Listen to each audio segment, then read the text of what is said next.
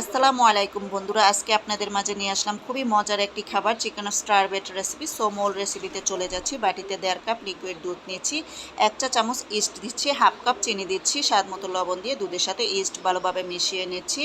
1/2 cup ময়দা দিচ্ছি, একটা ডিম দিয়ে দুধের সাথে ময়দাটা ভালোভাবে মেখে নিচ্ছি। এই পর্যায়ে 2 চামচ তেল দিচ্ছি, আবারও একটা ডিম দিচ্ছি। এইখানে মোট 2টা ডিম ব্যবহার করেছি। এখন হাতের সাহায্যে ডোটাকে ভালোভাবে মথে নিচ্ছি। এই পর্যায়ে ডোটা মথা হয়ে গেছে।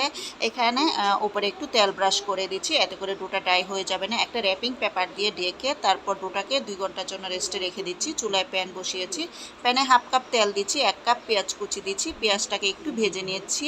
এই পর্যায়ে মশলা দিচ্ছি, মরিচ গুঁড়া, হলুদ গুঁড়া, ধনিয়া গুঁড়া, জিরা গুঁড়া, আদা বাটা, রসুন বাটা, গরম মশলা দিয়ে একটু কষিয়ে নিচ্ছি। 2 কাপ চিকেন দিচ্ছি, 1 কাপ গাজর কুচি দিচ্ছি, দিয়ে আবার একটু ভেজে নিচ্ছি। 1 চা চামচ ময়দা দিয়ে তারপর ময়দাটা ভালোভাবে মিশিয়ে এখানে 1.5 কাপ লিকুইড দুধ দিচ্ছি, 1 চা চামচ সয়া সস দিচ্ছি, হাফ চা চামচ গোলমরিচ দিচ্ছি, 2 চামচ টমেটো সস দিচ্ছি, হাফ কাপ মেয়োনিজ দিচ্ছি, দিয়ে চিকেনটাকে রেডি করে নিয়েছি। এদিকে যে ডোটা রেস্টে রেখেছি, দেখতেই পাচ্ছেন ডোটা ফুলে ডাবল হয়ে গেছে। এখন ডোটাকে একটু মতে তারপর 4টা লেচি কেটে নিচ্ছি। তো প্রথম লেচিটা বেলে দেখিয়ে দিচ্ছি চিকেন স্টারবেটের শেপটা কিভাবে দিচ্ছি। সো রুটিটা বেলা হয়ে গেছে, টেতে নিয়ে নিচ্ছি।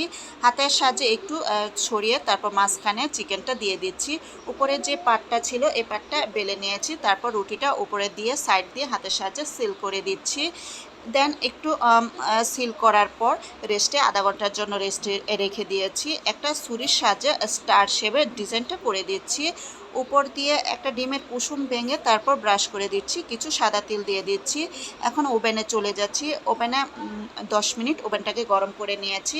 145 ডিগ্রি তাপমাত্রা দিয়েছি, 30 মিনিটের মতো বেক করে নিয়েছি। এই তো ফ্রেন্ডস, আমার চিকেন স্টারবেটটা রেডি। সো দেখতেই পাচ্ছেন উপরের কালারটা কতটা সুন্দর হয়েছে। ভালো লাগলে আমার পেজে একটা লাইক করে দিবেন। ধন্যবাদ সবাই।